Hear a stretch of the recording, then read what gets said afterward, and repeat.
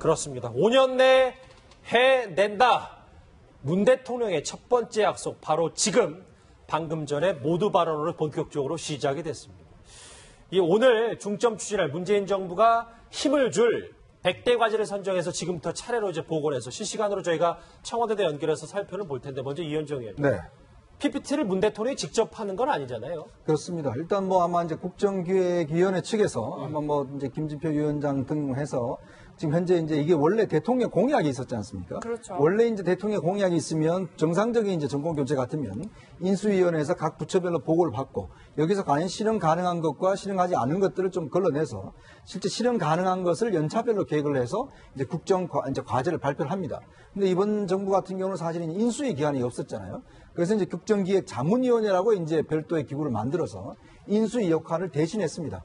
실제로 이제 그 정부가 제시한 이제 그 문재인 대통령이 제시한 대선 공약과 또 국민들로부터 직접 이제 그 광화문에 들은 그런 공약들을 합쳐서 이제 100가지를 만든 것입니다. 이 100가지는 결국 문재인 정부가 앞으로 이제 이 5년 동안 추진해야 될 중점적인 사항이라 할 수가 있죠. 그러니까 문재인 정부의 뼈대라고 할 수가 있을 것 같습니다. 그래서 아마 오늘 이걸 이제 국민 앞에 발표를 하고 앞으로 실행 계획도 이제 그 이야기를 할 것 같습니다. 뼈대라는 단어가 좀 이해가 좀 되네요. 예, 뭐 박 변호사님 실제로 말씀처럼 광화문 1번가라는 걸 통해서 온오프라인으로 굉장히 국민들의 말을 많이 귀담아 들었잖아요. 그렇습니다. 많이 반영이 됐을 것 같아요. 그래서 결국은 촛불 민심에서 이루어진 어떤 정부이기 때문에 아마 첫 번째 과제도 촛불 민심, 특히 적폐청산을 담은 걸로 보입니다. 아마 많은 국민들이 원했던 내용 중에 가장 원했던 내용에 대해서 1과제로 삼고 있고 그 내용 중에 몇 가지가 있겠지만 지금 이제 박 전 대통령의 어떤 공소 유지 부분도 잘해야 되고 특히 최순실 같은 경우에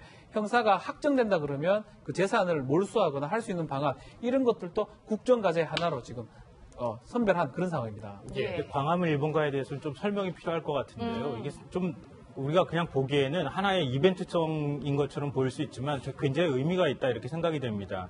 그러니까 국민 참여형 제도를 만드는 거나 마찬가지인데요. 그러니까 우리 이제 예전 같은 경우에는 이 시민들이 예산을 짤 때 같이 참여하는 시민 참여형 예산제를 많이 이제 도입을 하고 있거든요. 그건 말고 외국 같은 경우에는 아시다시피 스위스 같은 경우에는 국민 투표를 통해 가지고 정책을 결정하잖아요. 그런 경우에도 시민 참여형 어떤 그 제도라고 할 수 있고요. 핀란드 같은 경우에는 시민들이 예산을 짤 때 직접 예산 짤 때 관여를 할 수 있도록 시민 발의법이라고 뭐 있습니다. 그러니까 그런 것처럼 민주주의 작동 방식이 간접 민주주의적이긴 하지만 직접 시민들이 참여할 수 있는 길들을 많이 터놓는 거예요. 그러니까 이번에도 국정과제를 선정할 때 시민 제안들을 많이 받아서 수용했다고 하는 것은 나름 의미가 있다. 앞으로 어떻게 실천하는가는 좀 두고 봐야 될 문제겠지만 제도적인 측면에서 상당히 의미 있는 일이라고 생각합니다. 지금 화면 보시면요. 문 대통령의 모두 발언이 끝나고 김진표 국정기획자문위원회 위원장의 이제 프레젠테이션이 시작이 됐어요. 얼핏 화면만 봐서는 이 글로벌 기업의 이 신제품 설명회처럼 뭔가 좀 잘 짜여진 그리고 앞으로 문재인 정부가 중점적으로 어떤 과제를 추진할 건지에 대해서 일명요연하게 정리. 이제 2시 16분부터 본격적으로 시작이 된 것 같습니다. 예. 화면은 저 실시간으로 잠깐 화면을 짚어볼 텐데 저 오른쪽에 준비한 게 있어요. 같이 한번 보시겠습니다. 같이 보시면 저 PPT보다 갑자기 이걸 보니까 질이 떨어지네. 제가 손으로 한번 써봤어요. 왜냐하면 국정운영 5개년 계획이 이제 방금 전에 발표가 됐기 때문에 미리 준비는 할 수 없고 실시간으로 이 3가지를 좀 중점적으로 하겠다라는 거를 제가 한번 손으로 문 대통령의 머릿속을 직접 써봤습니다. 아까 잠깐 김성환 평론가님, 박준 변호사님이 언급을 했는데 이 적폐청산, 박상수 소장님. 네. 그러니까 결국은 이 1대 과제로 적폐 철저하고 완전한 청산. 문재인 정부의 이게 지금 핵심 내용인 것 같습니다. 그렇죠. 이제 촛불의 집권한 정권이기 때문에 그 구정권, 특히 우파 정권 10년의 적폐를 청산하겠다는 것이 이제 뭐 대선 기간 일관 내내 이제 문재인 대통령의 공약이었는데 저게 상당히 좀 함정이 있을 수 있다라고 봅니다. 처음에 뭐 아까 우리 얘기했듯이 민정수석실의 캐비넷에서 느닷없이 대변인이 전 정권의 문서들이 대량 발견됐습니다. 여기에 보면 뭐 삼성 뇌물이라든지 블랙리스트 관련 중요한 것들이 있습니다라고 깜짝 발표를 했습니다. 그러니까 적폐라는 것이 전 정권 10년의 적폐를 청산하는 것인지 아니면 한국 사회가 내재한 구조적인 문제를 청산하는지가 불분명한데 현재까지 문재인 대통령이 보여준 방식은 전 정권의 여러 가지 폐해들을 어려울 때마다 전가의 보도처럼 꺼내들고 현재의 어려움을 좀 수습하려고 하는 거 아니냐 이렇게 의심하는 시선도 있는 것이거든요. 그렇기 때문에 국민들이 바라는 것은 대한민국 사회가 내재한 근본적인 문제를 하나씩 치유해 나가는 것들이지 정치공학적으로 전 정권과의 차별화를 전가의 보도처럼 쓰기 위해서 저 캐치프레이즈를 앞장 세우다가는 우리가 과유불급이라는 얘기가 있지 않습니까? 예. 너무 많이 쓰면 오히려 그 오남용 됐을 경우에는 내치기를 당할 수 있다. 그렇기 때문에 저 적폐청산에 대한 의미를 현 정부도 좀 깊이 좀 생각해 봐야 되는 거 아닌가 이런 생각이 듭니다. 최순실 일가 재산환수 이런 건 뭐 긍정적입니다만 이 적폐청산을 단순히 전 정권 엎으기 뭐 이런 걸로는 하면 안 된다는 말씀이시죠. 두 번째 5개년계 뭐 세 가지 큰 대주제 중에 하나가 공무원 증원입니다. 오늘 이 문 대통령이 지금 방금 전에 국정운영 5개년 계획 모두 발언을 하기 전에 야당이 이거에 대해서 좀 반발을 했습니다. 오늘 오전 야당의 목소리, 공무원에 관한 목소리 한번 들어보시죠. 세금으로 공무원 증원을 하는 것에 대해서는 저희가 일관되게 반대 입장을 견지를 해오고 있습니다. 다만 이제 이것을 목적 예비비로 쓰겠다.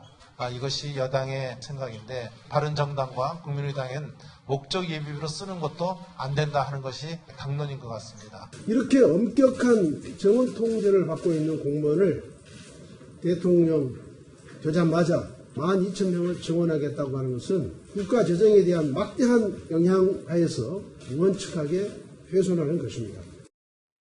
네, 일단 뭐 야당의 우려대로 돈 걱정을 안 할 수는 없을 것 같아요. 그렇죠. 우리가 이제 공무원이라고 하면 사실 많은 사람들이 공무원 되기 위해서 정말 지금도 노량진에서 열심히 지금 공부하고 있지 않습니까? 그렇죠. 자기 인생을 걸어서 몇 년 동안 하는데 왜 공무원을 하겠습니까? 사실 뭐 공무원이라는 일자리가 굉장히 안정적이잖아요. 그리고 안정적인 이유는 기본적인 이제 연봉뿐만 아니라 이제 퇴직하고 난 다음에 또 연금이 아주 이제 잘 나오기 때문에 사실은 이제 공직자를 그렇게 선호하는 거 아니겠습니까? 근데 세계적으로 보면 우리나라가 지금 공기업까지 합하면 공무원 숫자가 꽤 많습니다.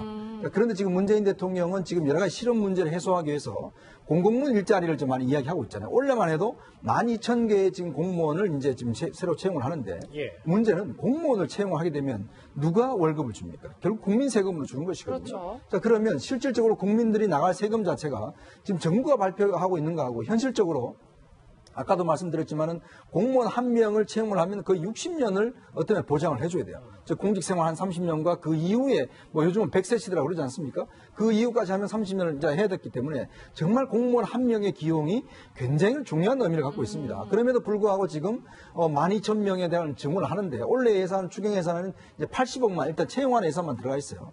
자, 그러면 올해 12,000명 하면 내년에 또 그만큼 해야 되잖아요. 그러면 문재인 정부 집권 내내 공무원들 증원하면 예를 들어서 처음에 공약했듯이 81만 개의 공공부 일자리를 만들겠다는 거 아니겠습니까? 그럴 경우에 과연 그러면 이 그 세금을 해서 하는 걸 누가 부담을 할 것인지, 과연 그럼 국민들은 이 세 부담에 대해서 어떻게 할 것인지 이런 부분에 대한 좀 세밀한 계산이 있어야 되는데 지금 일단 당장 문재인 정부 하에서는 당연히 늘어나면 좋죠. 자, 그러면 그 이후의 정권은 어떻게 될 것인지 이런 좀 큰 틀에서 바라봐야 되는데 지금에 이제 나오는 것들은 일단 이 정권에서만 바라보기 때문에 오히려 이런 것들이 다음 정권, 그 다음 정권한테 정말 고질적으로 부담이 된다면 공무원은요 쉽게 해고하지 못합니다. 예. 그런 문제가 있기 때문에 이거는 저는 굉장히 신중해야 될 문제라고 보여집니다. 지금 방금 전에 김진표 위원장의 첫 번째 브리핑이 끝난 것 같아요. 지금은 청와대 고민정 부대변인의 약간 인사말도 있었고 현장을 저희가 잠깐 지금 분위기가 너무 화기애애하고 좋아서요. 잠깐 현장 한번 목소리 들어보시겠습니다. 진행될 것이라는 점 말씀을 드립니다. 앞으로 5년 동안 그려가게 될 대한민국이라는 큰 그림을 제시해 주셨는데요. 이제는 각 분과별 위원장들이 나오셔서 어떤 국정과제로 새로운 대한민국을 만들지 설명을 해 주실 겁니다. 먼저 국민이 주인인 정부라는 주제로 박범계 정치행정분과위원장께서 발표해 주시겠습니다. 큰 박수 부탁드립니다.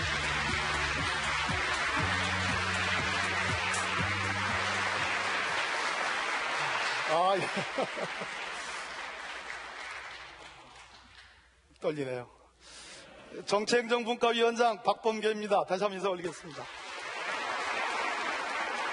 첫 번째 국정목표인 국민이 주인인 정부를 추진하기 위한 국정과제를 말씀드리겠습니다.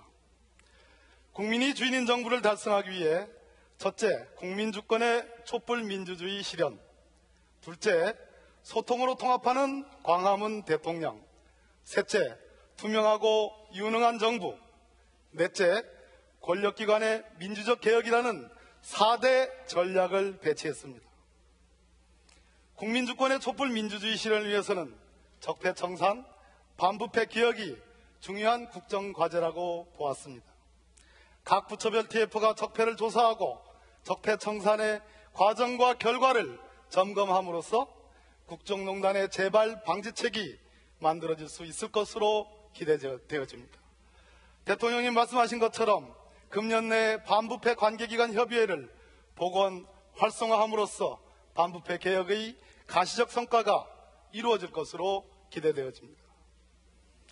소통으로 통합하는 광화문 대통령은 365일 국민과 소통하는 광화문 대통령, 즉 대통령님을 김진표 위원장이 국정개혁 5개년 계획의 이제 큰 그림을 한번 보여줬다면 정치분과로 박범계 의원이 지금 이제 본격적인 프레젠테이션을 시작했습니다. 예. 뭐 다음 주제 정리하기 전에 아까 뭐 김성환 평론가님 뭐 공무원 얘기해서 공무원 한 명 유지하는데 1년에 1억 원 들고 28년에 30억 든다. 뭐 이런 이제 발표가 나왔잖아요. 아마 공무원들이 이 소식 들었으면 굉장히 아마 저는 분노했을 거라고 생각해요.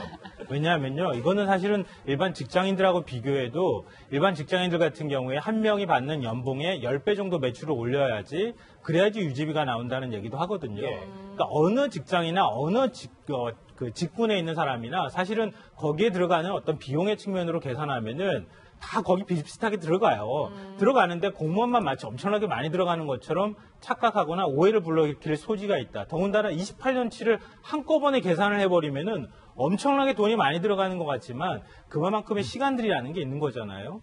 그리고 또 말씀드리고 싶은 것은 지금 이제 문재인 정부가 추진하고 있는 공무원 증원 계획이라고 하는 게 당장 이제 공무원 증원한다는 것은 소방이나 복지나 그리고 이제 경찰, 정원에서 부족한 인원들을 먼저 채우겠다고 하는 것이니까 당장 이게 뭐 큰 그걸로 이어질 것 같아 보이지는 않고요.